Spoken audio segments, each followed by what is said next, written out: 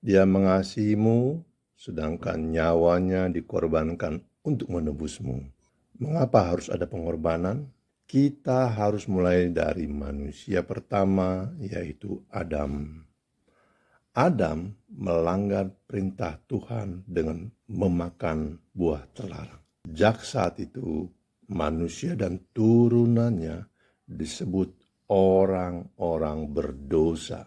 Dan akibat dosa adalah mati atau maut. Manusia berdosa tidak layak menghadap Tuhan yang Maha Suci. Namun Tuhan ingin mengampuni dosa manusia, tetapi Tuhan harus menjalankan perintah yang dibuatnya, yaitu setiap orang yang berdosa harus dihukum. Nah, bagaimana cara Tuhan yang ingin melepaskan manusia dari dosa, tetapi sekaligus harus menghukum manusia yang berdosa? Ada jalan tengahnya, yaitu pengorbanan.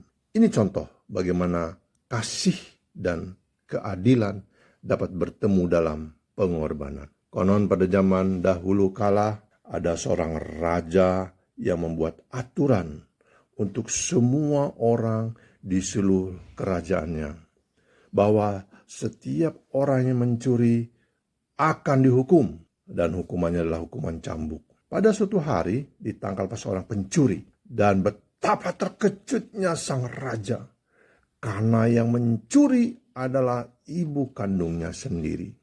Nah, bagaimana caranya raja melepaskan ibunya tetapi sekaligus menjalankan peraturan yang dibuatnya? Raja menyuruh seluruh rakyatnya menyaksikan penghukuman itu di sebuah lapangan rumput, dan semua orang berkumpul di sekelilingnya, dan di tengahnya ada seorang pencuri, yaitu ibu kandungnya, dan seorang algojo yang siap mencambuk sang ibu. Namun ketika hendak mencambuk algojo tersebut, raja mengatakan, "Tahan." Ibu kandungnya dipeluknya. Lalu raja mengatakan kepada sang algojo, "Cambuklah aku sebagaimana peraturan yang sudah kubuatkan sendiri." Di sini Bapak Ibu, raja membuktikan bahwa dia kasih sayang pada ibunya, tapi sekaligus raja menjalankan peraturannya sendiri, keadilannya sendiri, bahwa orang yang bersalah harus dihukum, dan hukumannya hukuman cambuk. Demikian juga Tuhan mengasihi manusia yang berdosa, tetapi Tuhan menjalankan hukumannya dengan cara Tuhan sendiri menjalankan hukuman dengan menjelma menjadi manusia yang bernama Yesus dan mati di kayu salib. Yesus adalah Tuhan yang menjadi manusia, mengalahkan kematian karena akibat dosa.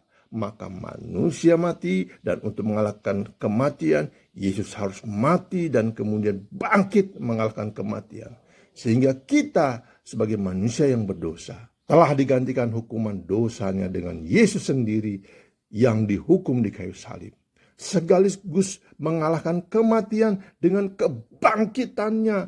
Saudara-saudara, Yesus adalah Tuhan yang menjadi manusia. Yesus adalah kalimatullah, kalimatnya Allah. Seluruh perkataannya adalah kalimat Allah.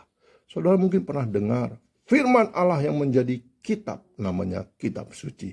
Namun ada juga firman Allah yang menjadi manusia, namanya Yesus. Yesus bukan sekedar Nabi Isa, bukan seorang nabi, tetapi dia adalah Tuhan. Yesus menawarkan surga kepadamu dengan pengorbanannya. Yesus berkata, "Barang siapa percaya kepadaku, ia akan diselamatkan dari hukuman dosa, yaitu kematian. Ia akan beroleh jalan ke surga." Karena ketika Anda mati, ada Yesus yang telah mengalahkan kematian. Anda akan dibangkitkan dan Anda akan masuk ke surga. Dan ketika di pengadilan Tuhan, ada hukuman yang seharusnya ditanggung oleh Anda, sudah ditanggung oleh Yesus di kayu salib. Ayo saudara-saudara, percayalah pada Yesus sebagai Tuhan, karena Yesus adalah Tuhan yang menjadi manusia. Percayalah juga Yesus sebagai juru selamat, karena Yesus telah menggantikan hukuman dosamu di kayu salib. Terimalah Yesus sebagai Tuhan dan juru selamat, maka hidup kekal pasti Anda terima. Amin.